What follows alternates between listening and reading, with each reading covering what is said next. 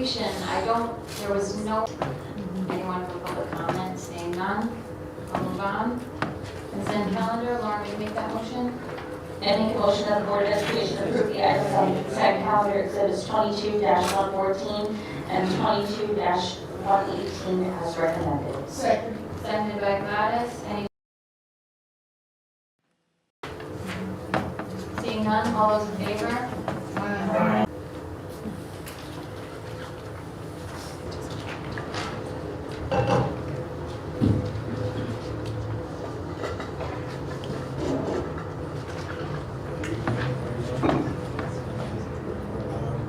That microphone, Yeah, make sure his mic is on. where's our technical support over there?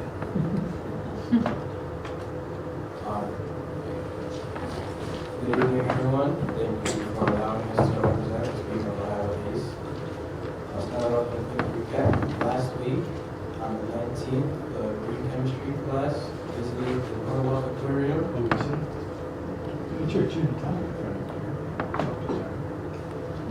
Ezekiel, can you put the mic in a little closer to you? Is that better? Ken, is it on? Can you just double check? Thank you.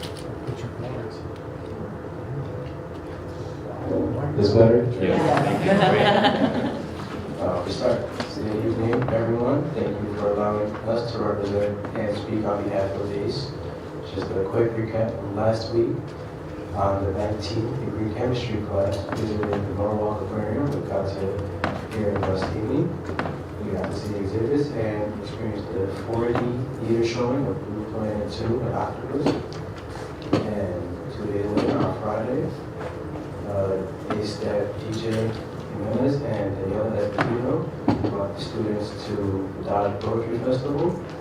I was fortunate enough to go on both trips, actually. This one, Dodge Poetry, we got to hear a lot from the poets that were there. Got to hear some great questions from the audiences. And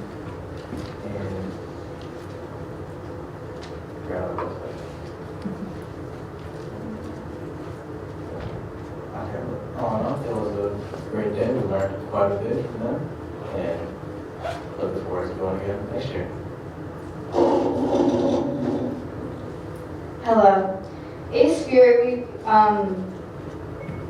is taking place the week of October 24th through October 28th. Themes for each day are generated and voted on by the students and staff. Today was Red and Black Day to show school spirit by wearing our ACE school colors. On November 9th, Kyle Tricolo and Katia Piragostini will be taking the astronomy class in the African American, Black and Latino Studies classes to the American Museum of Natural History in New York City. In addition to the exhibits within the museum, students will be attending a show at the Hayden Planetarium to view worlds beyond Earth. Students will return to ACE by 5 p.m. ACE would like to publicly recognize Lulu Concieco for the Ace of Hearts for caring, and Cole Fiorentino as the Ace of Spades for hard work. I would also like to recognize our student award winners for the month of September. They are seniors Kat Cruz and Tyler Scherer. Congratulations to you both. Thank you all for allowing us to share what is going on with our ACE community or family, and have a nice evening. Stay healthy and remain ACE strong. Thank you very much. Before we go, any questions or? Any questions from board members for our students? Just a comment. Certainly, I want to thank you for always being here, giving your report, KB and Ezekiel. It's nice to see that face behind that hood.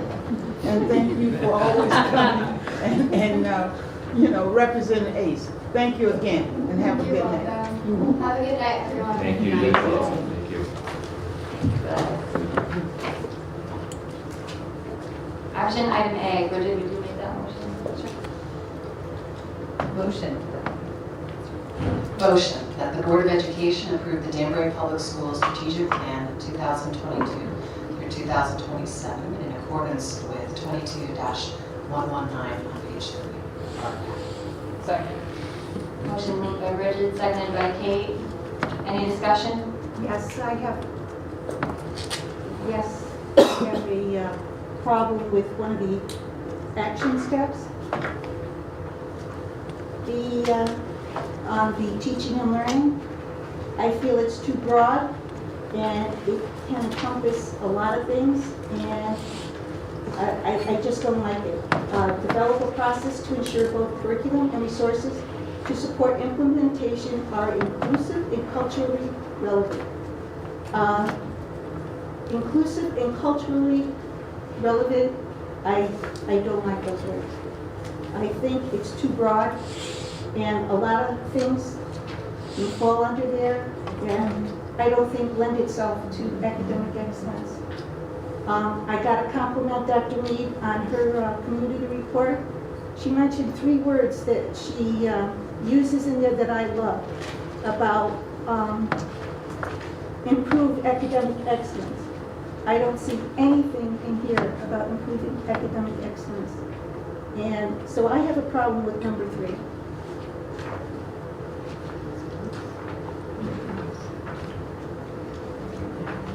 We're going to just have another one to address. I think Karen was looking at it. Yeah, I'm just pulling it up. It's action step number 3.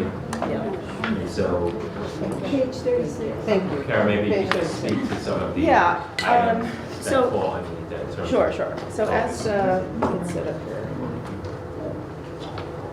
So, as part of some of the discussion that we had previously around those words being used and academic excellence, the strategic plan is part of additional accountability that the Danbury Public School is subscribed to follow. We have an accountability index with academic achievement indicators that are set and growth targets that we follow. We meet on a regular basis with the state of Connecticut and held pretty strict standards with the work that we're doing, our ability to articulate improvement efforts, and then most importantly, the state, how we're using their money to fund achievement. When it comes to the culturally relevant piece, we have a very diverse school district. Culturally relevant ensures that we are meeting the needs of all of our students in a way that is meaningful to them and is relevant. It doesn't in any way reduce expectation in terms of achievement. It's meant to enhance and to provide access to rigorous curriculum that we're saying is meant for all kids. Culturally relevant, again, Danbury is home to over 42 different languages spoken from many different countries. And so we meet the needs of the students that we serve, and that's for all students. And it has really about, in parcel to how we go about academic achievement and what that means for all of our students. I have to say, Danbury has always been a town of immigrants, diverse immigrants. My father was, his father was an immigrant. He was the oldest of 10 kids. And he made sure he graduated as well as his siblings. So the point being is that education is for everybody. And to say culturally, I'm worried about the different silos. We have, like you said, a diverse population. Are we going to have separate silos for each culture? That's what, you can't please one culture and not the other culture. That's what I'm getting at. We are a melting pot. We are diverse, but America is a melting pot. And I don't like things based on culturally relevant for academics. I think across the board, it should be one for all. I'll give you an example. So in our English language arts program, I've been here for 25 years, and I could pretty fairly say that for a large portion of that time, the books and the texts that we read were mainly from white male authors over time. And we have worked hard to create an array of literature from all different authors, from women authors, from Hispanic authors, from Black and American, Native American Indian authors, so that all students not only can connect to literature, but benefit from the diversity of exploring those different genres and different literature written by different authors. So those are important things for kids. And it's pretty standard across many school districts now in terms of approach and engagement with students. When I asked for a list of books, I was told everything was online, so I was not shared that information. And I find that interesting, that now that I bring it up, that you mentioned that there is a diversity in the book reading. I would like a list of all the books that the students are reading in our school. I kindly request that. Sure. We can generate a list of the core texts in the district. The other thing I could just add to the culturally relevant piece, it really is going along with our equity policy in district, but also our acceptance for all students in the district. So it's really important that we make sure that a sense of community and belonging here in Danbury is understanding not only yourself, but others around you. And so really it builds on that culture community and making all students feel like they belong here and they're part of something special here in Danbury. So it is everything, again, kind of putting people in silos. We're one big community composed of a multitude of different races, ethnicities, socioeconomic status, diverse parent populations, and making sure that students are aware that not everyone is like themselves and that that's okay, that we value everyone in this community, we appreciate everyone, we respect everyone. So when we hear that culturally relevant, it's really making sure that students understand that not everyone's family or household looks like theirs, and that that's okay. And their household may not look like the kids next to them, and that's okay too. So it really brings apart that sense of community and belonging so that all students feel supported, nurtured, and are able to grow here in district. I'd like to open the floor to somebody else in case anyone else would like to jump in. Any other questions or comments, Gladys? Not so much.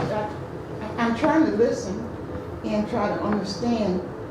And I know that we all, when we talk about different words, have a different knowledge as to how that word sounds and how we put it in a particular place for a group of people.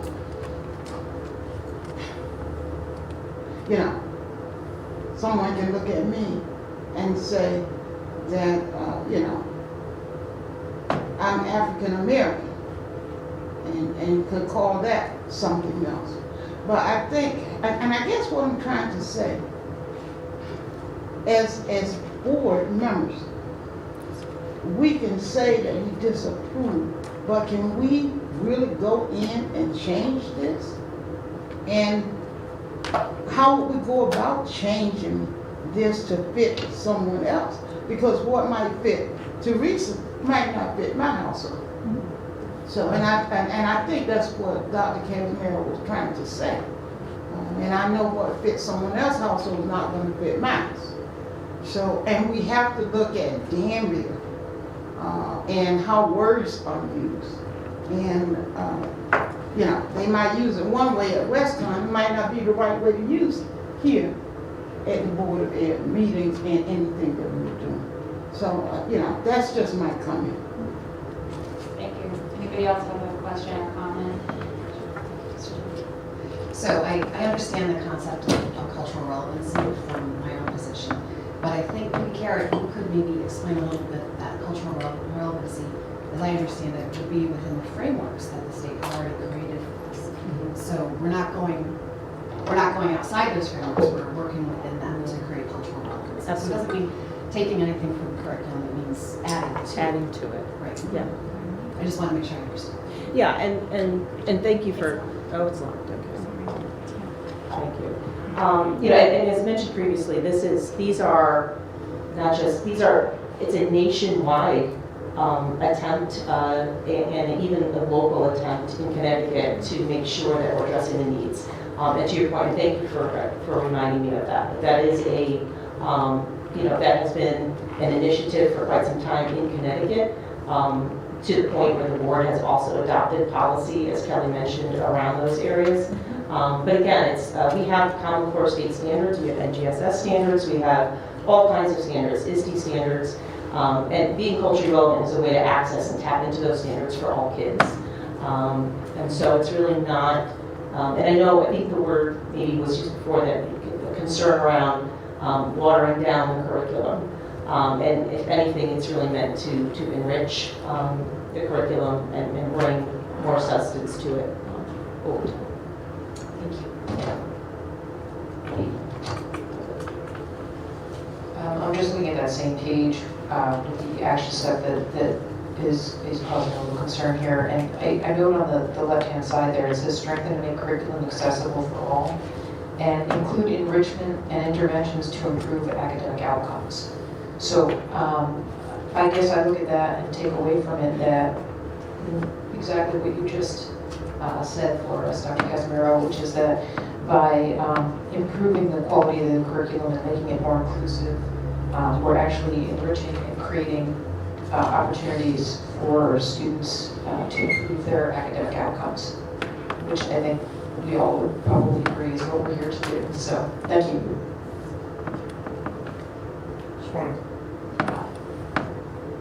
So just for clarification, so we're not watering down the rigor of the curriculum. We are just making it more accessible to the different students that are here at Denver.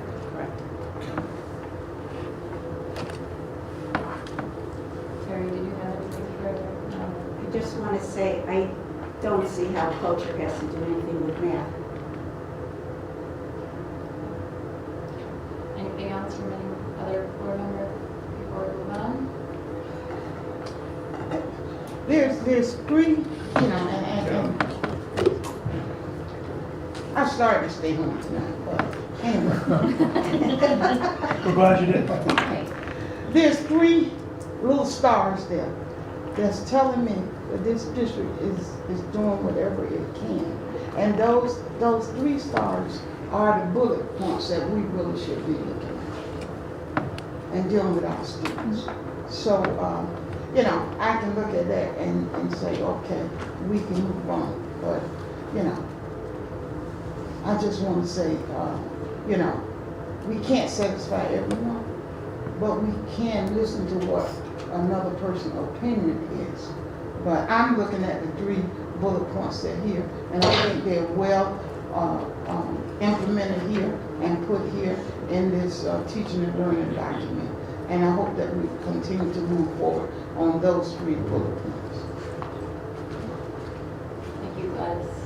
Just say one more thing, just to try to another way of example, perhaps. When we differentiate for children, we've been doing this for the end of time here in Danbury, we either do it by content, process, or the products that we create for kids. And those can change, and we can engage students also by their interest. So if I'm having a hard time engaging a student in text or in reading, as a teacher, I need to be empowered to choose a text that the curriculum may have not provided, in the sense that, say, this is a similar story, but with content that this child can relate to so that they can engage in the text and that we can help build their comprehension. So it's similar to if I pulled a story about the Yankees right now. If I have a 13-year-old boy who doesn't want to read and is not into reading, but if I pull a story, text about Aaron Judge hitting his home run, I can bet you I can get him at the table and make this relevant to that child and to that student. And that's no different than any child that we work with, is that we're saying that you have to take into consideration the backgrounds that students come from, the interests that they have, and we know we have a variety of backgrounds, and as teachers we have to take that information into account so we can engage our students, so that we can tap into those standards. And if anybody has taught a middle school child, and I did that for several years, you have to get really good at pulling the tricks out and finding engaging text that meet the needs of kids and their interests. So it's, beyond culture, it's just making it relevant for kids and tapping into the background knowledge that they have. And our students come from a variety of backgrounds.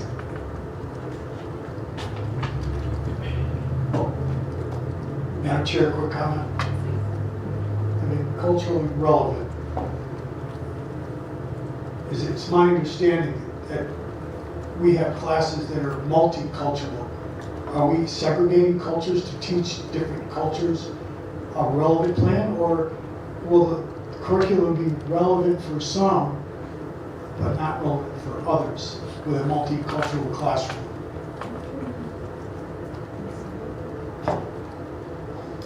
We don't segregate our kids. Our kids are all heterogeneously grouped in classes, except if you're in a very highly specialized, if you're in a bilingual class when you first come, or if you're in a newcomers class, then you're grouped with students who are at their level of language acquisition and skill. But when we're reading stories, we're just making sure that we're attending to a variety of stories from a variety of authors, from a variety of backgrounds and interests. So it's really not about saying we're going to take all of our students who come from Guatemala and read them this story, and we're going to take all of our students who come from Peru and read them this story, and we're going to take our students who come from Puerto Rico and read them another story. That's not what it means at all. It means that we're tapping into the interest of the students that we have, and we're providing them a rich variety of texts across multiple genres from different authors that celebrate women as scientists who aren't necessarily celebrated, Hispanic women as scientists, not just a certain group. So we don't limit students by what we put in front of them, and we put a variety of information in front of them so that they can have great exposure to the world. And not all the books are about the Yankees.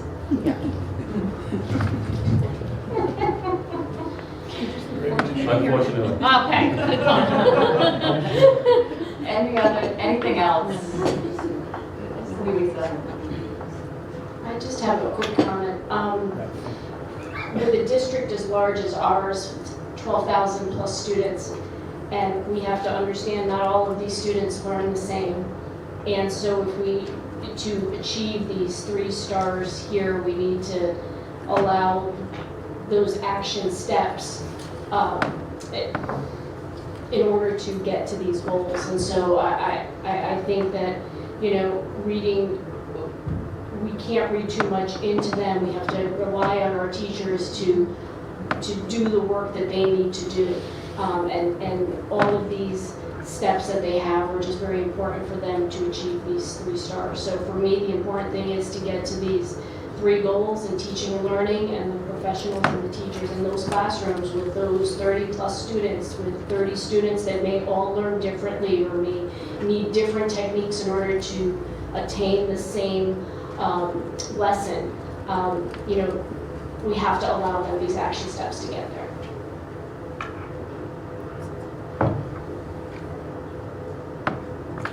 And I think the goal is to make the connection in order to achieve this. Right? Anything else?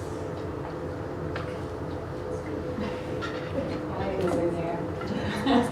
I'm going to say, you know what, I think it's the word that's like a little intimidating, right?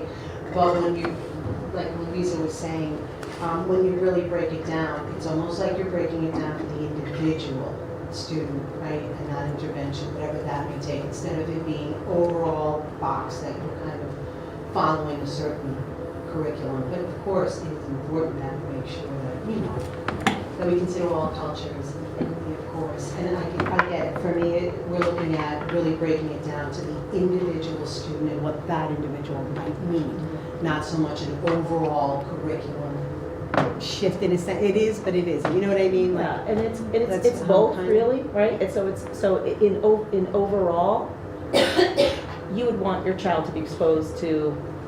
Most people move to Danbury for the exposure to the background of wealth of knowledge and experiences that are here that make the city as rich as it is.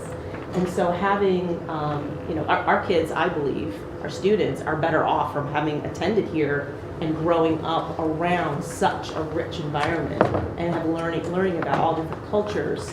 And it really makes them better individuals and well-rounded when they leave here. And they come back and talk to us about students that they've gone off to college with and rigid thinking and they appreciate the education that they get here.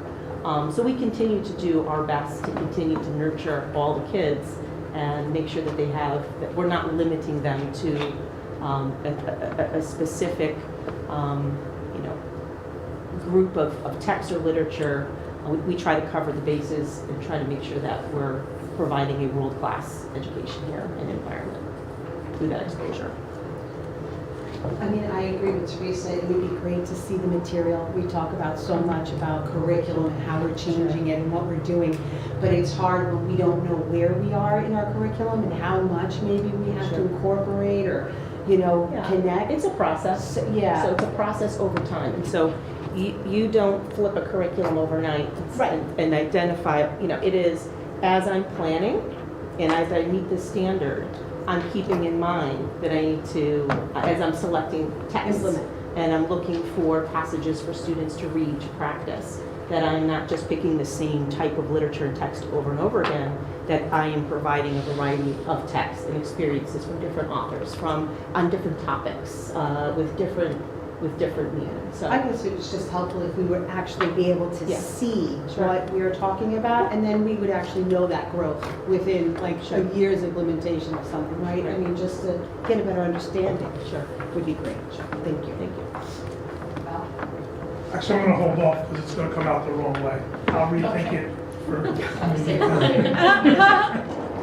See, I'm learning, Ms. Cooper, not to say anything I think. I just wanted to confirm too, Kara, that when you're talking about culture and relevant the curriculum, it's music and art as well. It's Of course. all of the, Yes. it's all of the curriculum. Yes. It's not just English language arts. Absolutely. Or history. Correct. Favorite topic. Science. Or science. Science, Right. scientists. It's- You're allowing the teachers and educators to bring cultural pieces. Awesome. For orchestra or for arts. Absolutely. And I think that's wonderful. that- Attend one of our art shows, or music shows, you Yes. will see a reflection of that. So this just broadens what our teachers Sure. can do with our students, which is a wonderful way to support. And bringing those, we've said it, but bringing those things in sparks interest in the children, creates excitement, and then also creates that for the teachers. So it's just a good way to get Good teaching. It's a good way to get there.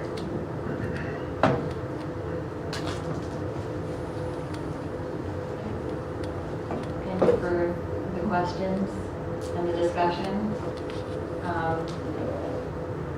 We have a motion that's been moved and seconded, thoroughly discussed.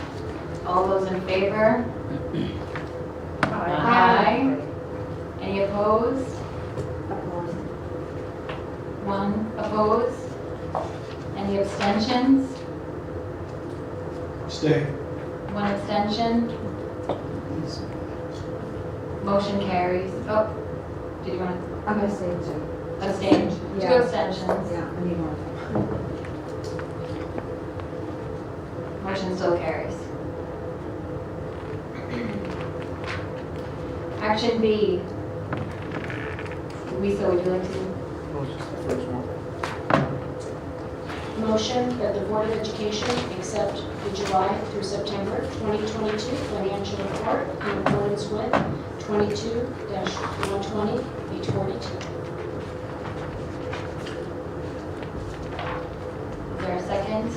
Second. Laura, seconded by Ralph. Any discussion? Discussion? Looking at exhibit 22-120, which is the financial report. John, or Eddie, you just expand momentarily on the shortfall of our, I see, we've identified some needs of district and brought more safety advocates in for, I guess, unattended or unprepared expense of another $222,000, $20,000. And I understand that, but if we could just expand momentarily on our shortfall of $84,000 in transportation one more time.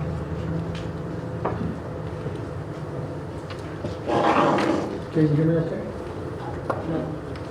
Hear me okay? Yes. There were two programs we didn't budget for enough. One was we have a program for teenage mothers. That's been very successful for a long time. We had to add a bus and we just hadn't thought of that when we put the budget together. So that was maybe half of it. And the other half was a program we've done for many years in the summer for high school students in collaboration with WestCon.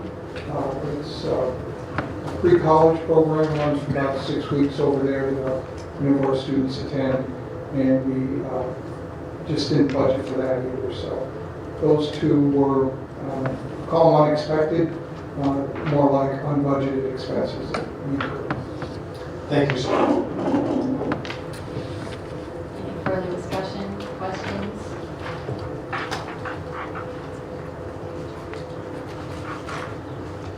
I will try your minds. All those in favor? Aye. Any opposed? Any abstentions? Motion carries unanimously. Action C. Julie, would you like to take that?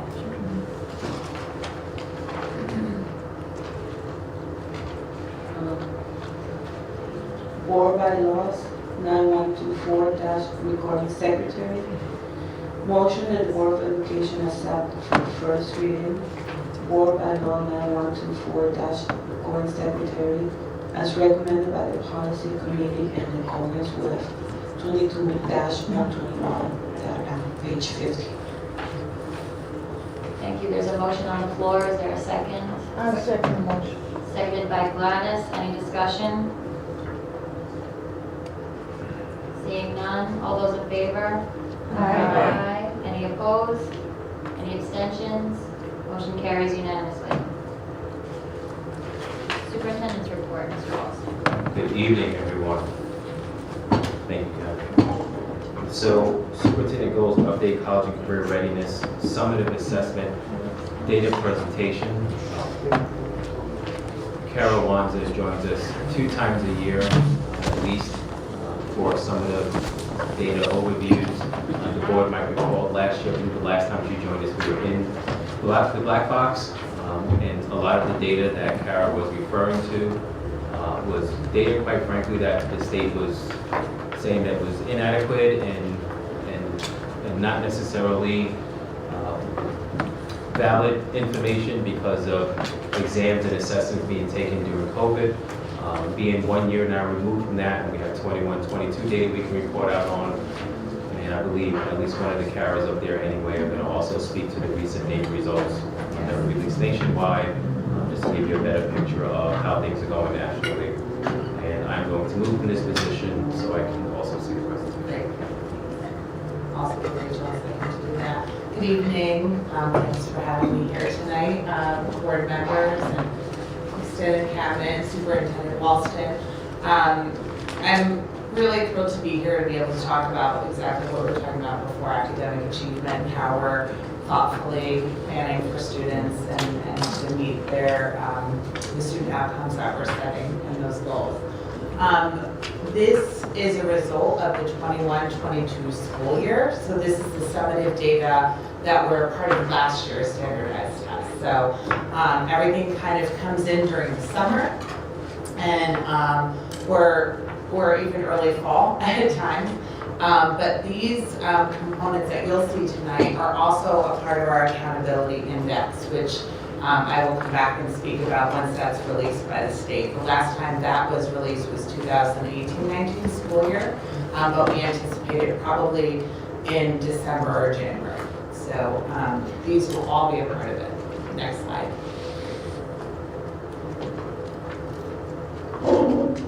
And so just a reminder that you're looking at the data from last year, which aligns to Mr. Walston's strategic plan as well as his personal goals. So you remember those to be goal 1, increase staff capacity and support for the improvement of tier 1 curriculum and in meeting the needs of learners in the form of academic acceleration, deepening the understanding of grade level standards, and social, emotional, and personalized engagement within the curriculum. And many of those things we're still working on, maybe worded a little bit differently, as you saw tonight in our latest strategic plan. And then goal 1B is to increase equity and access to a rigorous curriculum, again, part of our discussion tonight lends itself into that as well. Increase the programming opportunity while reducing the academic achievement gap in literacy and math in our high need students. So before I get started, I just want to refer to two terms I'll use probably throughout the presentation, one being high need students. And for those of you who've listened to my presentation in the past, you'll know that that's representative of three subgroups in our student population. So it's students who are economically disadvantaged or qualify for free and reduced lunch, students with disabilities who receive special education services, and or students who are English learners.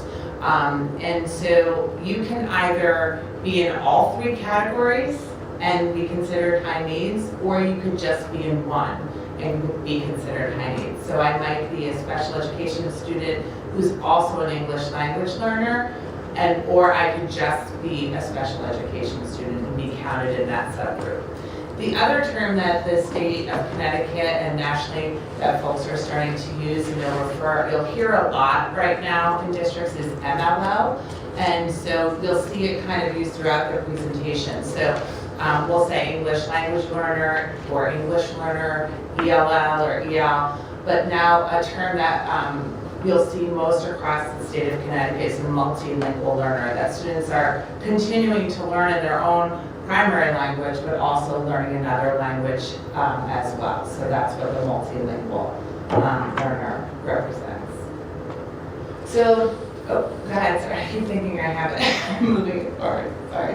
So in looking at district enrollment, this October 1 collection, and as many of you know, we do use that in all of our grant reporting, right? And how the state looks at our demographics as well. So if you were to go onto a public site and look at the enrollment numbers, this is what it will represent for this October collection. That's about 267 more students than we saw last year. 217 of those are at the high school. And our current total number is 12,110 for the October collection, with 48% free and reduced lunch, 34% MLL, and 14% of those students are with disabilities. So just to give you a picture, as of today, we're already at 12,147. We're increasing our enrollment as we move throughout the year. And we typically see another uptick in enrollment in January. So, so I did break it out a little bit for our next slide, just to see at different levels what our demographics look like specifically. And this is our pre-K enrollment. And it's important to note, most of our students, and Kelly can speak to this as well, that our students in preschool and in many classrooms are students with disabilities. So we have students with disabilities and typical peers, and then we also have school readiness programs, which have both as well. Our free and reduced lunch in pre-K is at 40%, so slightly lower than the district, but we do not identify students as English learners until kindergarten. So it's not that those students are not currently in those classrooms, it's just that according to the state, we identify those students for them to receive ESL services only once they reach kindergarten. So that's important to know. Okay, thank you. K-5, our free and reduced lunch number is at 46%. Our total enrollment is at 5,444. Oh yeah, one second. Sorry. Can you go back one again for the pre-K slide? I just wanted to highlight for you for the preschool, that is a population that is growing very, very rapidly. And I think it's just important to know, we had opened Granville just a little bit over a year ago, and we are at full capacity there. We are also, we've added one preschool special education classroom every year for the last 4 years. And the students that we are receiving into the preschool program continue to have high level of needs. So we've added things like speech and language, occupational therapy, and so forth to meet the needs of those young learners.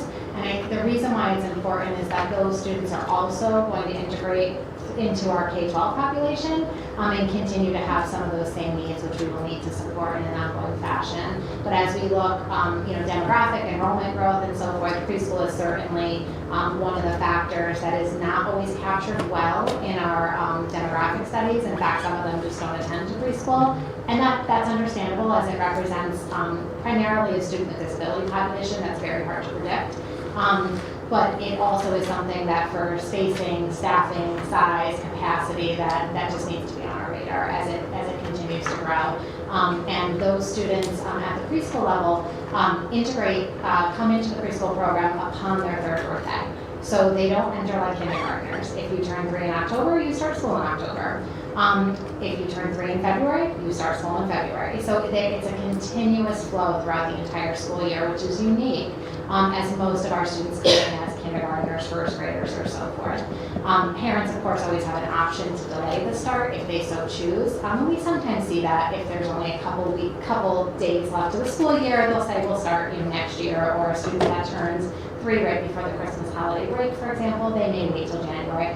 But we are obligated legally to provide programming to them. So we have, in addition to the special education preschool programs, we also have AME's preschool programs that are located at our new annex at Ellsworth, and we're still maintaining 3 special education programs at Sacred Heart, as well as 3 school readiness classrooms there.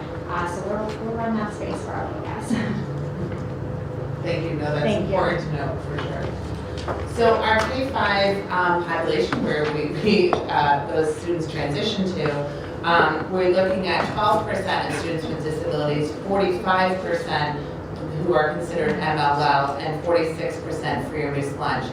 It's important to note that some schools at elementary level are at 62 to 66% multi-language learners. So we're really at this, it's very diverse depending on the school. It can be a lot higher, that number overall. And I have to note that grade 1 is our highest enrolled grade right now in K-5. We have about 1,000 students, and that's fluctuating back and forth over and upside down. Do we want to do questions now, or? Just this question, you said some could be in all categories. That's right. Are they each counted in? Correct. The same people would be counted in the same? Correct, yes, that's important to know. Thank you for bringing that up. So I could be in the economically disadvantaged group, but then still also counting the multilingual learner. Yes. When we look at the high needs, it's only counted once. So you'll see that in a little bit. The students, excuse me. Sure. The students with disabilities, I know there's a process the system goes through to identify these students. Yes. Have our numbers always been this high? Because, I can't remember being Sure, there. yeah. So from last year, they increased about a percentage, but they've been steadily increasing over time.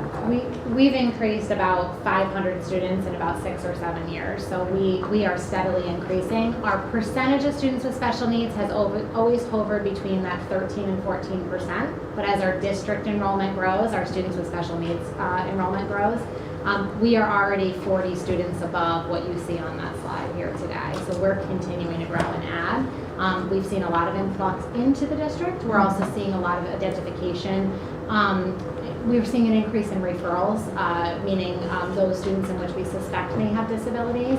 And some of that we suspect is pandemic related as well. So we're going to see a little uptick, and I expect it to kind of dissipate. But we're getting a lot of students from other districts that are moving in already identified as students that are eligible, and we're legally mandated to implement those services immediately. Now, let me ask another dumb question, because I guess I should know this.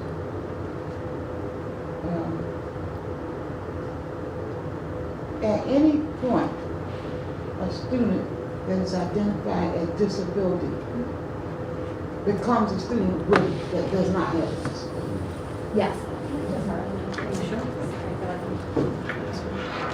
Yeah, so legally the process is every 3 years we have to redetermine eligibility for a student of services.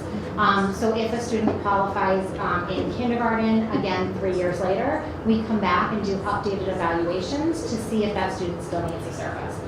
So once identified a special ed student does not mean you'll always need services. In fact, that frequently will change. Sometimes we'll have students exit as they've closed that gap and they've obtained the skills that they need to.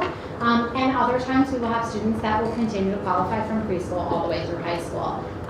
The PPT team, which is the team that makes those decisions, always inclusive of a school-based team and the parents. And as the student gets older, they're part of that team as well. They have the right to request evaluations happen more frequently if they so desire. So if it's only 2 years after the student was identified, we're seeing remarkable improvements in the area of reading, and we suspect that that student no longer needs an intense level of services, we can do it sooner, but no less than every 3 years. Okay, my last question. This number 1,668, does that include Kelly elementary, all elementary students, all of the students within the district? Pre-K-12. That Okay. number is representative of all of our special education students, and I can tell you on my counter, we're approaching 1,700 already. Okay, So thank you. we're on the move. Thank you. You're welcome. Okay, so I'm gonna keep going, and then if we wanna wait till the end, we can ask follow-up questions. That probably will be, because there might be further questions that are answered during the presentation. So, yes, 1668 is students with all the disabilities, and I think, or all students with disabilities. I think it is important to note, though, that although the percentage, what Kelly said, stays the same or hovers around the same number, we are getting more students overall, so more students we have to serve, yeah. Okay, great. So if we go to the 612, that would be great, the next one, thank you. So 6,408 students, 612 in our district, 51% free and reduced lunch, 27% MLL, and 13% student with disabilities. As students, every year take a Lost Links test to track their language proficiency and how they're acquiring English. And as students are older, typically they've been in services longer. So we see students exit the ESL status or receiving ESL services due to their acquiring the levels of proficiency for exiting. Okay, so that number is slightly lower there. So I just, the next slide, I just sent the count, just so sometimes to the point of the percentage, looking about the same, just so you see what this looks like at certain schools and how many students that is. The reason why the number is slightly different in the bottom right for the grand total, that is due to the fact that we have out-of-district students. So this is just our students placed in our current schools. Great, so the next piece we're going to start to talk about is the summative assessments. And I just want to note, and Superintendent Walston brought it up a little bit earlier, if you have been listening to the news or watching it recently, you'll know that NAEP just came out with their result findings, which is the National Association of Education Progress. And so that's a randomly selected group of 4th and 8th graders across the country. Our schools participate in that as well every year and every time they administer the test. And so they'll randomly select a 4th grade or 8th grade in our school system to participate. So these were national scores that are being talked about. And they're for the first time talking about really the results and what we're seeing as outcomes as a result of the pandemic for students. And what they're calling it is a massive decline in particularly 8th grade math at 8 percentage points and about 5 in 4th grade. So that's from the start of the pandemic. Also a slide in reading for both respectively 4th and 8th grade, around 3%. But some of the scores that they're seeing are similar to when the test first started being administered in 1992. So we're looking at the entire nation responding to this critical moment of history when schools have not experienced closure and other factors at this point. So this is clearly a national issue that every school district is struggling, as well as Danbury. So these key findings that we take away from the summative data are really giving us our action steps of how we need to respond to it and what to do next. And that's done alongside the superintendent, as well as the assistant superintendents and the chief of schools, but really specific plans with the principals of how to respond to the student need. So we'll get to that a bit at the end, but to give you a brief idea of where we sit within those national numbers, the Connecticut, this is just kind of a background so you guys have it for what the Connecticut SAT school day is. That is a requirement by the state of Connecticut that all 11th graders participate in this.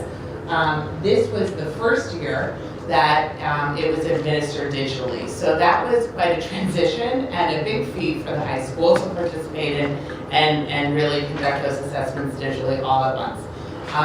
So it took a lot of planning, and it was definitely a change from how the students had seen, the students who've taken the PSAT in the past, how they see the assessment. So it will be digital again moving forward. You can go to the next slide.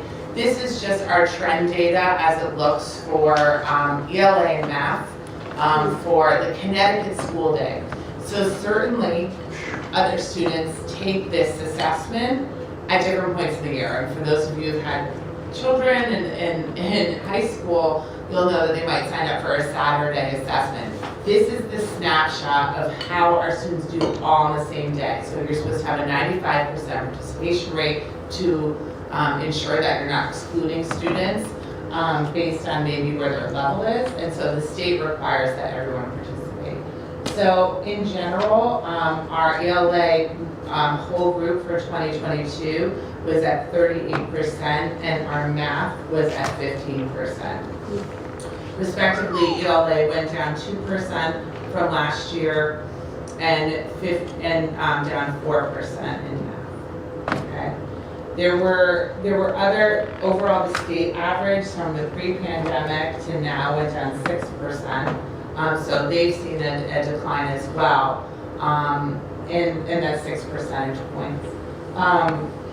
So there's a couple different things to be looking at here. We break down to Black or African American for students identified. We saw an increase in the student scores who identify in that racial subgroup, a 14 percentage point increase actually, and then in ELA and in math, respectively 7. So we're continuing to see some bright spots of where students are increasing, but at the same time, clearly other places that it needs to be addressed. At the bottom, you'll see the high needs and non-high needs students. So that's, you're in one or the other. You're either identified as an economically disadvantaged student, a multilingual learner, or a student with disability, or you're not. So those are those two. Okay, so you're in one bucket or the other. So our high needs students performed at 22% and our non-high needs at 61%, hitting the benchmark. And then for our high needs students, 7% for math and 22% for our non-high needs. Those benchmarks are determined by the State Department of Education. The next generation science standards are where students take an assessment in 5th, 8th, and 11th grade. So it's not taken by every grade level. You can move to the next slide, please. Great. And so in 5th grade, from last year, the 2021, to this year, we went up 5 percentage points, declined in 8th grade from 6% and then 8% in 11th. But I will say that the 2021 are less reliable. We did not have as, there wasn't a requirement during that year participation rate, so not every student took the assessment that would typically take it. So we talked about that a little bit last year, but these are the results. Again, it's important to remember these are non-cohorted students, so meaning they're not the same kids, just the same grade level. So Smarter Balanced is what you're used to hearing. It's our Smarter Balanced assessments, and people call it ESPA, SBAC. It's required by all sorts of acronyms, of course, for education. It's required by the state of Connecticut for us to administer it in grades 3 through 8. It's a computer adaptive test, and there's also a performance task in math. We look at both achievement and growth in ESPA. So we get credit for actually both, for proficiency levels, our performance index, as well as how well students grow from one grade level to the next. During the 1920 school year, it was not administered, so you'll not see those obviously reflected here. And during 2020, 2021, it was administered both remote and in person. So those, when you're looking for public data, it's not reported with the rest of the data sets, because I did include it here so you would have it, but they consider it a very different assessment from what the other students might have taken, because there were two modalities for it. It was administered all in person during the 21 and 22 school year. And if you receive a level 3 or 4, you're considered at proficiency or above proficiency. So you'll see here, we broke out similarly to the NGSS, how students did in 3rd and 4th and 5th grade over the last 3 reported years. And so if we took those students, so you'll see right away, from our 3rd grade, we increased 10 percentage points in proficiency. In 4th grade, we increased 4, and in 5th grade, we increased 6. But if we look at a rough cohort, so again, those are all different students. If we look at a rough cohort, you would have to look at 3rd graders, how they did last year, so the middle bar graph, to the last bar graph in 4th grade, right? So that means students actually, the rough cohort, so the same students increased actually 9 percentage points, which is a positive. In 4th to 5th grade, they went up 12 percentage points, and 5th to 6th, they decreased by 8. Okay. Overall, the state of Connecticut from the pre-pandemic is 7 to 8% decline, so similar to what people are seeing nationwide is what we're seeing.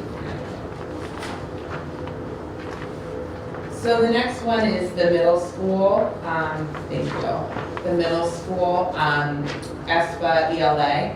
And what we're looking at in 6th grade was a decrease from about 1 percentage point, 7th grade 6 and 8th grade 8. But if we move that to a rough cohort of students, we would have 6 to 7 is actually, they remained at 29%, so their proficiency stayed the same. So in 6th grade in 2021, they scored 29% of students proficient, and in 7th grade, 29% of those students were proficient, so that would be, no net change. 7th to 8th, they did go down actually 3%. Okay, so 7th grade in 2021, and then 8th grade at 32% from 21, 22. So the next slide is talking about how our subgroups did overall. There are 5 million ways we break out and look at this data, but I tried to just give you a glimpse and a snapshot of what that looks like for our students who are considered high needs. And we had our high needs students, again, so that's them counted once in those subgroups, and they go up 1 percentage point. Our students with disabilities went up 4, as well as our multilingual learners.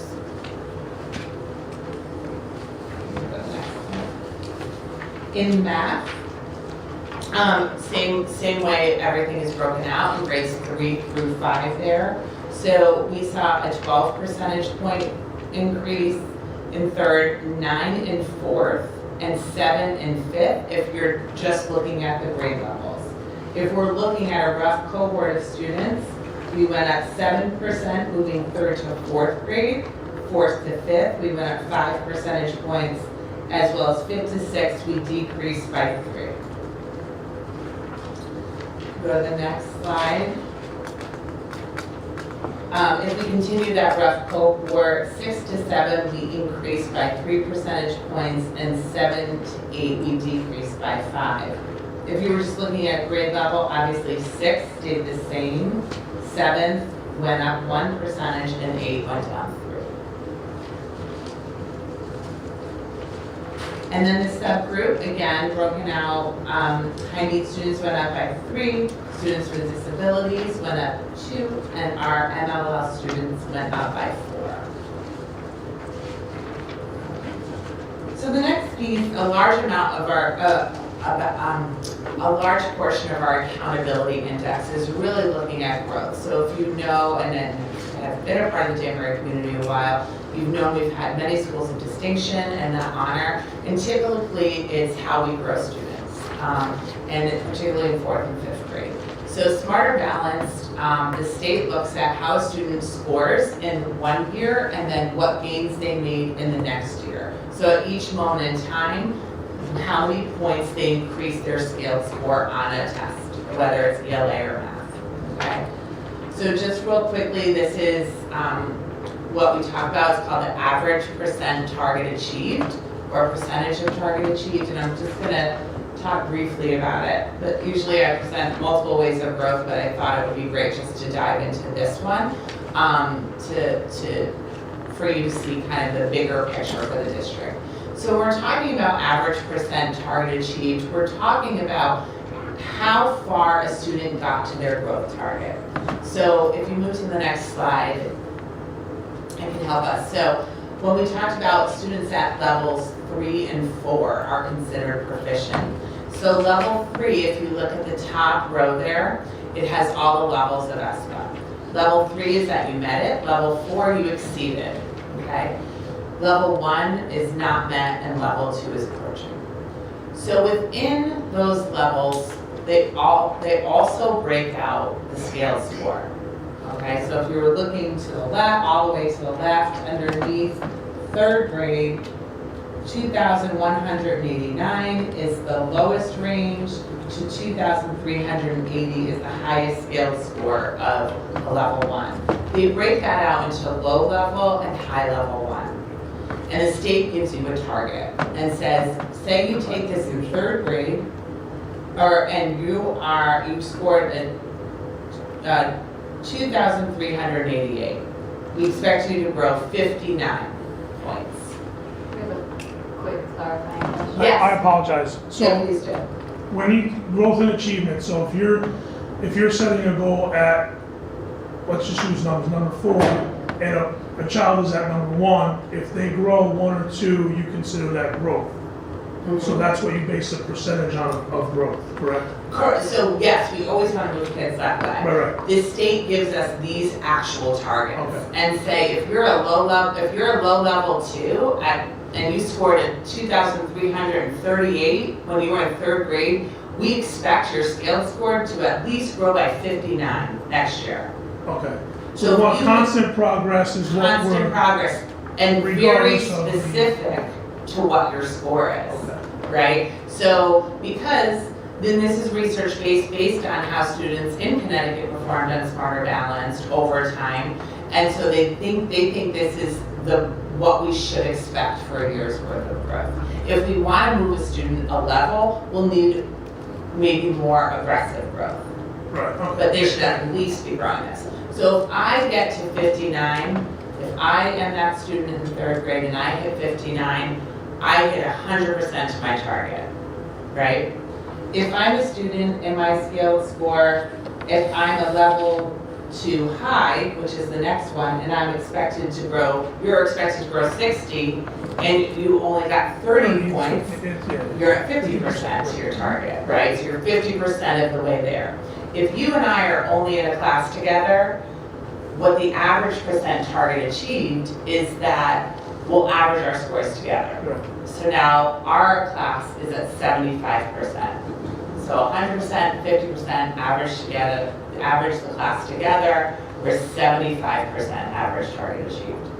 Does that make sense? Yeah. Thank It's you. a little tricky, Yes. but No, yeah. because when we use percentages of increase, it's not necessarily the target. Right. It's it's the increase. The So I think It's that's, how far you got to your. yeah, I think that's good to Yeah. clarify where, Yeah. you know, we're not hitting Right. it, but we're Well, we, kind of around So, there. and it depends Right. on where you are on the Right. scale that you're Right. expecting to grow. So everybody, so, you know, I always think about this too, like, am I a marathon runner? Am I a half marathon runner? Am I 5K? On a lucky day, I can do a 5K, like, I'd have to be really trying. So, you know, depending on where you are is the expectation of how far you'll run. If you complete what the expected run was, you're 100%. Right. If you don't cross that finish line, maybe you got it 3/4 of the way there, and so you're at 75%, right? Okay, we're gonna give it a try. Here we go, next slide, please. So this is how we did overall for our ESPA growth, okay? And I did include both 18-19, which is the last time we could have growth. Okay, so we didn't take it in 2021. So last year we didn't report any growth scores because they didn't take it the year before, okay? So 18-19 was the last reportable year we could have growth. And now we can report it this year because they also took it in 2021. So they did 21, 22. And so when we look at these results, you know, the state gave us the target of like, you at least want to be at 75%. There are some grade levels that are 100%, that are hitting that 100% average percentage target achieved. So but if we average all of our fourth graders, this year we were at 71%. The state overall for grade 4 was at 68%. So we're outperforming the state in our growth in fourth grade. In fifth grade, in ELA, I'm sorry, I should clarify, this was in English Language Arts, we were at 74%. So that means averaging all our fifth graders together, they got on average 75% met to their growth target, okay? Sixth grade was at 54%, seventh grade 50%, and eighth grade was at 48%, and those are below the state target, the state averages. If we look at our students who are eligible for free and reduced lunch, that was 57%, which was like right in line with where we were in 18-19. Our scores are almost exactly the same for our subgroups. 60% for our MLL students and 48% average percent target achieved for our students with disabilities. Okay.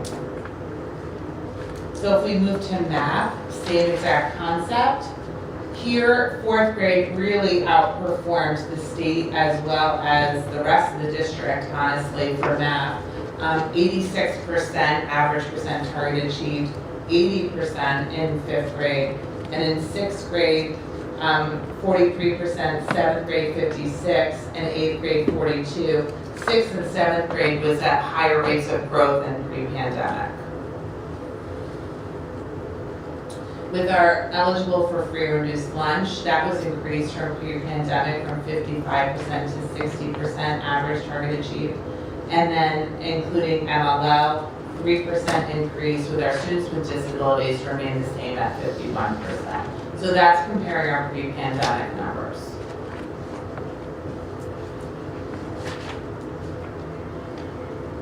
Okay. So now, is there a follow-up? I know that growth piece gives a further clarification. So Kara, those Yeah. fourth graders in 2018-19 are the seventh graders in 21-22. Correct. So I'm sorry, the fourth graders In 18-19 are um, the seventh graders. yes. I just need this too quickly, yes, It's yes. a big drop. I know what happened in between. For sure. I had one of those fourth graders. Sure. But, Sure, and I think, you know, and what we're gonna get into next is the district response. Around the pieces, yes, they're the same kids, but if you look at the way our seventh graders were growing pre-pandemic, they actually outperformed the growth that the students had pre-pandemic. So it's an interesting context for understanding what maybe their middle school is experiencing experiences with the added pandemic, knowing that they are outgrowing the students we had pre-pandemic in that grade level. Not saying it doesn't need a response, but just also thinking of it in that way. And we are going to get into some of the responses that to this data that we immediately put into place. Seeing this data and knowing at the middle school, we need to really understand deeply where students are in their progression towards standard and mastery standard. So Kara is going to speak to that, but I absolutely hear what you're saying. Ralph? I just had a quick question. So, I know we talked about pre-pandemic. Yeah. But if I recall on my time on the board previously, when we used to do numbers as an overall district and compare schools, which I'm not going to mention names, my recollection is most of the schools were never over 50% with the exception of a few. So the trend, so the pandemic actually helps us out because the big drop, hey, pandemic, man, big drop. But the trend, if you go back, that was 2013, 2014 to 2018, we've always maintained that 50% or lower proficient in both. So to my question that was going to come out wrong, it's still going to come out wrong before, is I'm glad that we're changing up some of the things to do because for the 5 or 6 years before the pandemic, we were flat. So that's interesting. So thank you, pandemic. With the I number. appreciate that comment. I think that, it's interesting to look at, and there are schools that are above 50% now. And so that is important to know. Correct. And thank you for reminding us.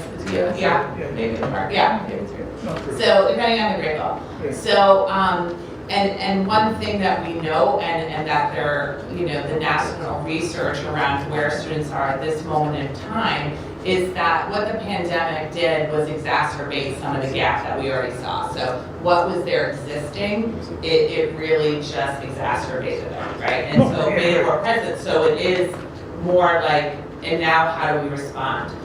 Because it's this very, it's this moment in history where we need to be innovative about how we respond to these numbers.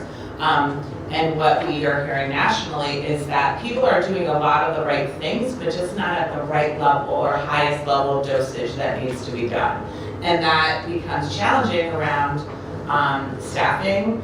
This is a national issue I'm talking about, not Danbury, but they, talk about staffing shortages, absenteeism that's happening nationally, and employment insecurity for folks. Right. Yeah. So my concern is coming out of the pandemic. When you have kids that are 1 or 2 grade levels behind. Yes. I'm assuming we're coming up to the district. We are. And you're going to tell us that's going to be all good. Well, we're going to tell you what we're doing as a response to right. evidence-based decision making. Like, you can talk around best practice a million different times, but what we really need to be doing is responding to the students sitting in front of us right now that they need.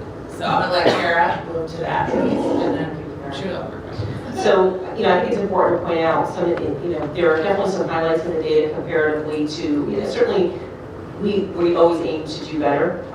Every time we look at data, we look at it relative to what we know is happening in our efforts. But also, we definitely want to get back to pre-pandemic levels and even before. But one of the things that is important to point out is that we had some bright spots kind of at the elementary level, and I think it's a testament to where we put some resources. We added student support specialists over the last couple of years. We added a phonics program that was structured and more rigorous than what we had in place. And the target of that intervention, we're targeting 4th and 5th grade actually, were the primary targets of students needing some additional support. And we've also provided some additional programs that we didn't have access to before in terms of the number of resources that we need to implement them. So it has been a tremendous amount of effort around creating intervention systems, and we have invested in those areas. And so I'd like to think that where we've made some investments that we are seeing some results in those areas. But certainly we have plans to continue to make improvements. So. Is there a specific percentage? I mean, well, year by year, we want to see growth year over year, for sure. And so The last couple of years obviously have been very hard to predict. I think one of the biggest responses that we did as a district was we spent a lot of time looking at data, a variety of data sets, and what we know that we needed more than anything else was to get really clear diagnostic data, almost to the level where we can prescribe what students need down to that level. And so we invested, and you'll see it listed here a few times in a couple of different categories. We invested heavily in an iReady assessment system, which is both norm and criteria referenced. So norm is getting information around how students of similar peer and peer group and age at any point in time are testing, how they're performing. And then the criteria piece is like, here's the standard for what we want to see in 8th grade. And so now you get really good information about where students fall relative to their peers, typical peers, but then where they are with the standard. And that kind of speaks to this need of growth and proficiency, and everything in between about where students need to perform, and then having the diagnostic tools to be able to pinpoint group students, like students together to create strategy groups, and to apply strategies on specific standards where there may be some foundational information. And I just wanted to mention to your point around students who might be significantly below grade level, right? This is the assessment that will allow teachers to see, okay, I'm teaching a 7th grade class, but the student is actually missing foundational skills from 5th grade and standards there. So now these are the things they need to be explicitly taught to move them to the next progression, okay? So it's like, when in response to this data, is like, we needed to know more and put it in the teacher's hands, because they're the folks who will move the students the most. We can admire the problem all day, but our teachers are the ones who have to plan for it, right? And that answers on the next slide. That seems I'm sorry. Louisa, did you have a question? Sure. So I see you kind of sort of already answered my question. So the data that we're seeing here is grouped by grade level, but we're using this also to identify the individual students that may be at need, and being able to better identify these students. Are numbers for additional services and special needs numbers going up because of this ability to better identify them? It's not that they necessarily go up, but it's specific and clear. Okay. Right? So you can look at an assessment from the spring of last year, but now you really want to know how they're doing this year and progressing throughout the year. So now we are able to give this assessment 3 times, 3 different benchmarks, and it gives targets and goals that student is supposed to reach, as well as stretch goals. The other thing, if I could just add, the hope is if we can find out where students are struggling earlier on and provide more targeted and prescribed interventions, that we'll be able to get kids on or back on track sooner. And good interventions actually should, in theory, reduce the referrals to special education and the need for long-term services.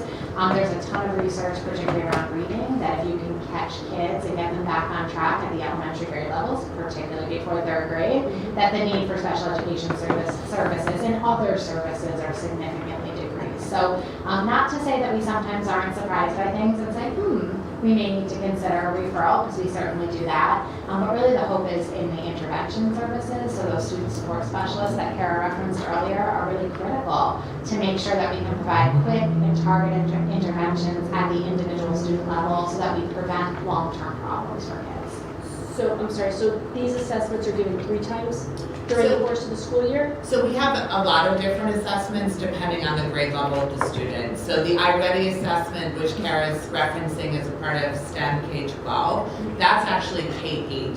So we haven't had a math assessment that's been vertically aligned in place, really ever. I mean, we had STAR, but students went at the youngest levels. It wasn't really appropriate and wasn't capturing even kindergarten. So now we have a K-8, that's 3 times a year. In ELA, we have iReady, also with the ELA side of it, 6-8. But then K-5, they take the DIBELS assessment. And so we're limited somewhat in which assessment we can give by the state. It needs to be also a dyslexia screener and different things. But so it's a different assessment, but we do that 3 times a year as well. Thank you. you know, a lot of this is like alphabet soup to me. Is it possible to do like a chart for each grade, what tests you do? Oh, for sure, yeah. I we can have send it to you. Yeah, we have Yeah. a teaching and learning Just, guide. yeah, just to get it Yeah. straight in my Of course. mind. Yeah, it's published in a teaching and learning guide.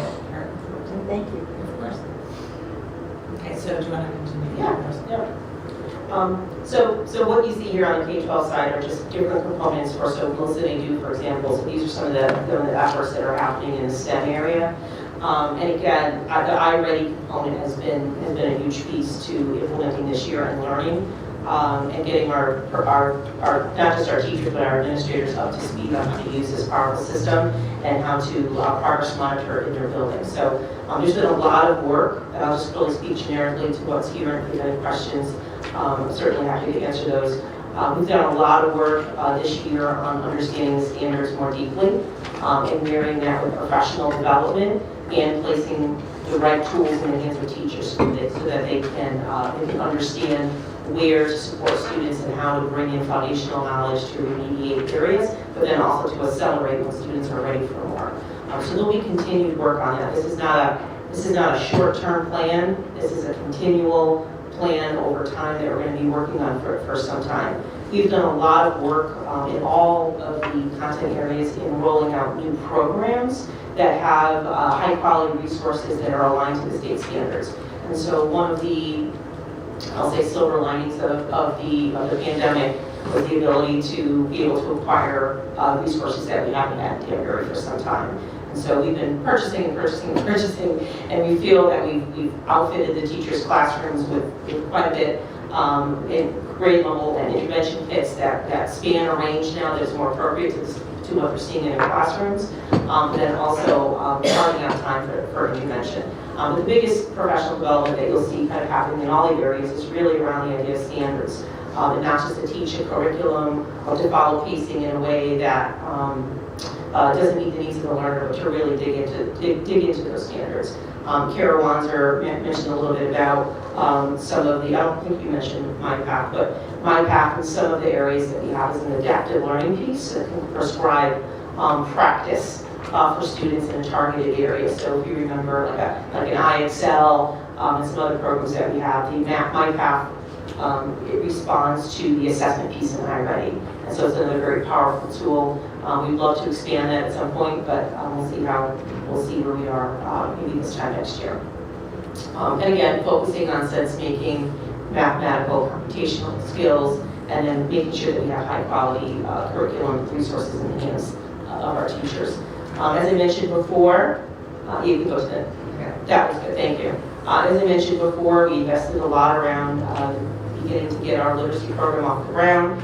We invested in the Being a Reader program, which is a structured phonics program. We rolled that out in the middle of the pandemic, and I think we're seeing some good results of that in the number of students that are reducing that need intensive intervention, which is great coming into the middle school. We are looking forward to and need to implement a program in 2023, a literacy program. So we're still in the research process. The list has produced, the state has produced a list for us to begin making decisions around, and we can talk more about that in our curriculum group in November. I'm happy to update on that as well. And again, there are a couple different assessments. We'll share that out with the board so that they understand what different types of assessments and what they need.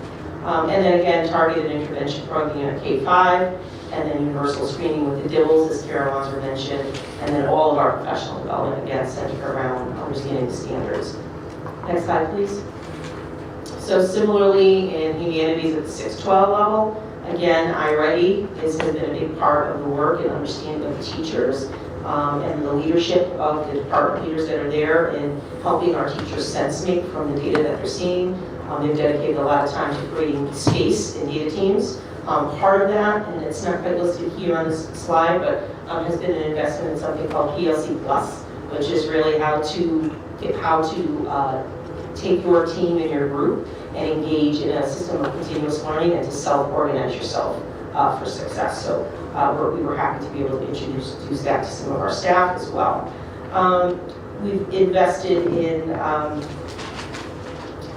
sorry, I lost my spot here. Okay, the sheltered ELA for multi-language learners. So we provided some additional sheltered classes. So we pushed our SIA coach into some of our courses to support some of our second language learners, and that has been very successful. The goal of that is to help build background knowledge so that kids, again, can access the curriculum.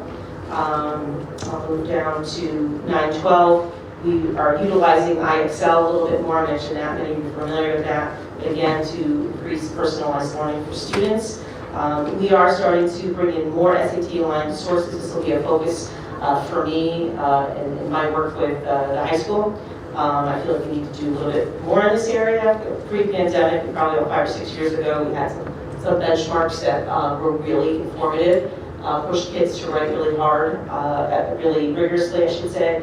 And we're looking to bring some of those back and to do more work in writing, which helps kids process what they're reading. So we'll be working strategically with the high school and their school improvement plan strategies around SAT specifically. We purchased Nozella Pro as in partnership with some of the work with EdAdvance. It's a reading assessment tool, but it's also mainly used, the teachers are able to print, for example, that article that I mentioned, A-Rod and his home run. You can print that article, download it, and a teacher can use it at the 12th grade level of context complexity, or the 3rd grade level, or any level in between. So it's very powerful so that students can read the same story and understand, you have to get the same work on comprehension, but at their own pace when needed. And in the special areas, we've done some organizational interesting things in the way of bringing in some of our special area teachers to do an extra lesson with the students so we can release the teachers to have a PLC so that they can take a look at their data a little bit more deeply and spend more time doing that. So getting creative with how we implement that.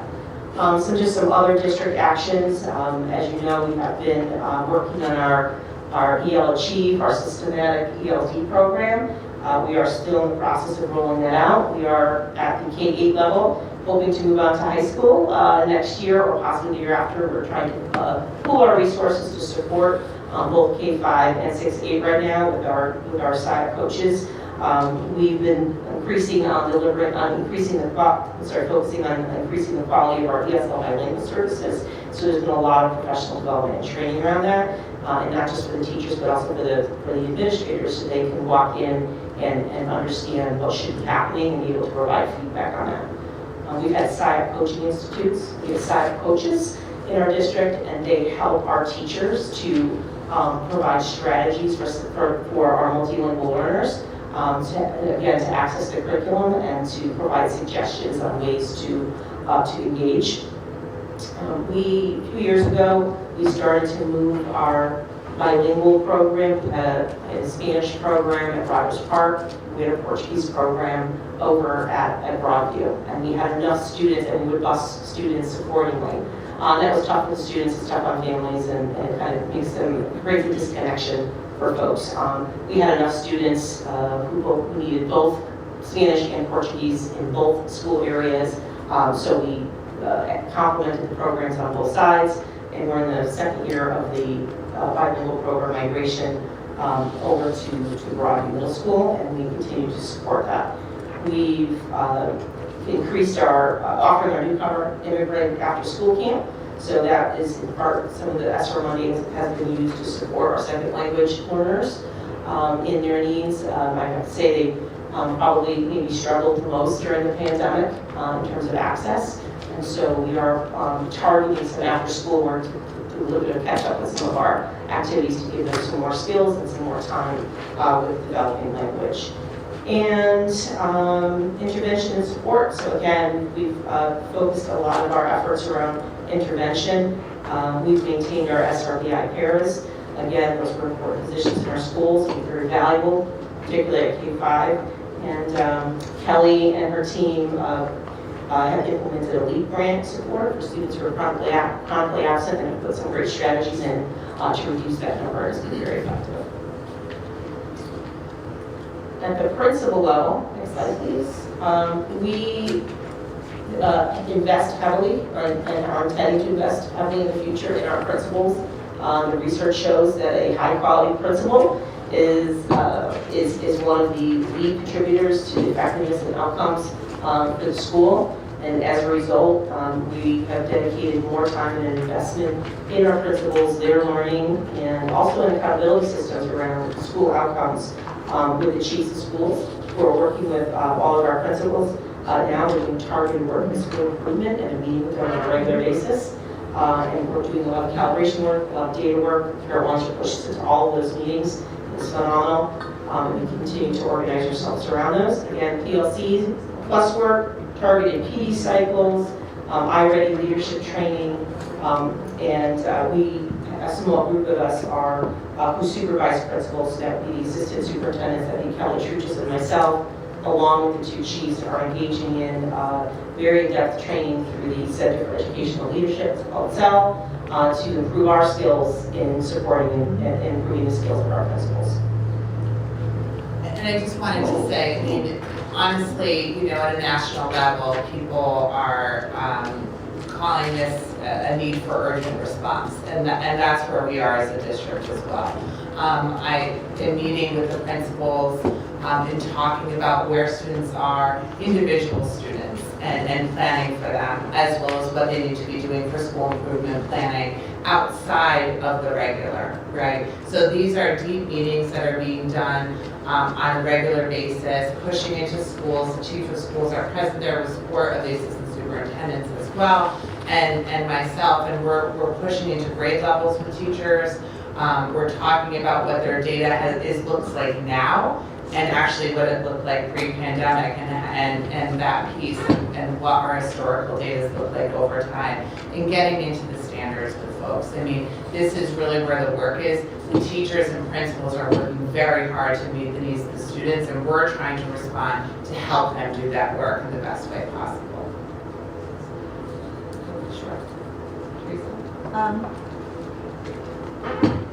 Back at the last page, there was a bullet about a revised newcomers curriculum, DHS. What is that? So when students first arrive here, we did not have a newcomers program for a very long time.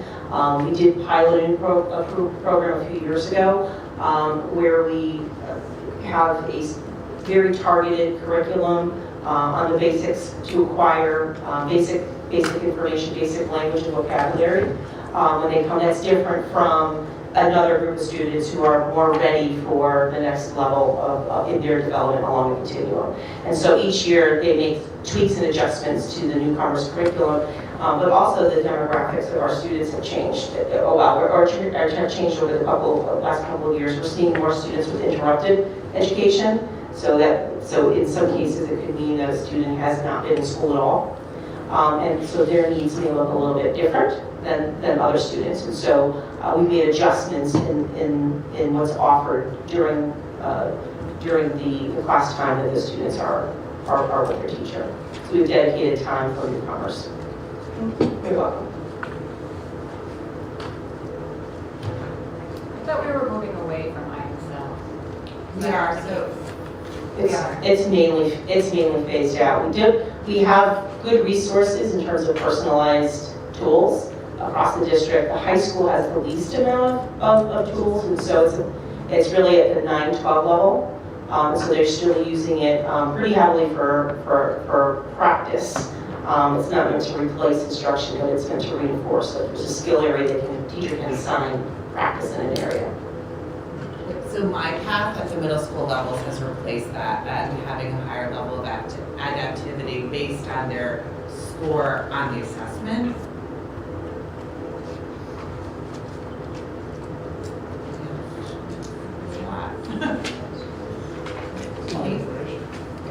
Just a comment, as we're looking at this map that you guys have put together about how to create these improvements in the classroom and for students, it really dovetails so nicely with the presentation we had on the strategic plan. I can see exactly how you guys have, kind of created these standards around the data that you're looking at. And I really appreciate the thoughtfulness of your approach. So thank you. Thank you. That's our intention. And you have to excuse me too, in all my years at Westcott, I never heard the term culture used in teaching. or course development. So times are different now, I guess. Any thought to bring back PSATs for the middle school students? So we tried that for 2 years, and I was the big proponent of pushing that in. We had big logistical issues with the validity of the test. We cannot, in terms of following the rules for the PSAT. Hold on one second, I can't hear Mr. Russo. Can you keep it down? Can you just keep that mum? I apologize. Thank you, thanks. There are certain, there's table lengths, there's so many feet apart that you have to be to take the test for computers that are valid. And when we have SAT and PSAT at the high school, we rent tables, they spread out through the gym, it's a pretty big deal. We just don't have the space, so we're not assessing in the way that the test is meant to assess, so we struggled greatly with that. I would still like to bring back if we can find a way, but it has definitely been, so we still do have opportunities to take SAT items and PSAT items and bring them in to the middle school. That was some of the original intent, was to do some pre-work to prepare students, and more importantly, one of the things that kind of fell by the wayside when the pandemic came on is we've linked, the whole purpose behind that was to get kids linked in 8th grade, connect their Khan Academy, so when they go to the high school, they're already pre-programmed into the improvement, the improvement courses that are offered for free. There's some research behind Khan Academy, for example, that if you complete 30 hours of Khan Academy, it raises your SAT scores 100 points. So we are looking to encourage more of that, but it doesn't mean that we can't do something with it. It's just the expense of the PSAT that we were utilizing, and the lack of being able to follow and adhere to the rules of the assessment was problematic for us. Yeah.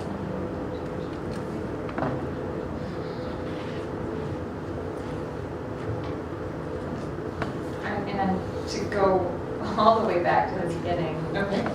For our preschool program, Yes. that's just Danbury students, correct? Yes. We make exceptions for outer district students? Not at the preschool. No. Occasionally, you might hear of students that reside in other towns. We may have some students that are placed through DCF in a neighboring town or things like that. So it's not unheard of, but they are all the responsibility of the Danbury Public Schools. So they are 100% our students that come into that program. School readiness as well as Danbury. School readiness is also Danbury residents, yes.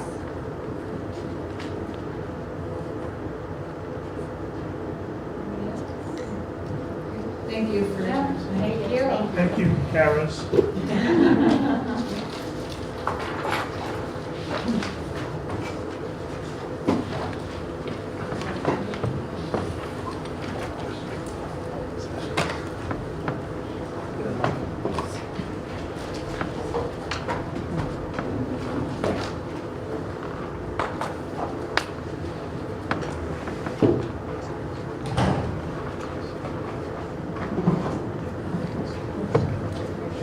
That concludes the superintendent's report. I don't have much for board chairperson's report, except to say, I want to thank the board members that came out to the Ellsworth Annex Open House, and thank you, Kate, for organizing that through the Community Relations Committee. It was a very nice event, and a great turnout, and just a nice way to get out in the community at the end. Spending time after we played with some tiles. Thank you, Lauren, for putting that together. Does anybody have any more communications, comments, or updates?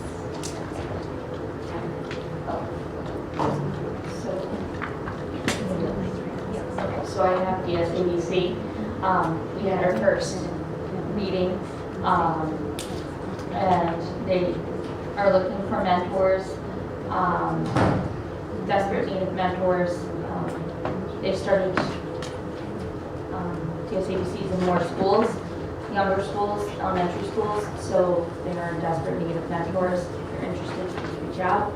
And then November 9th, they're having a fun college Foundations for Your Future program, 7 p.m. for high school seniors. And they started the Seeds for STEM program, which is the K-8 program.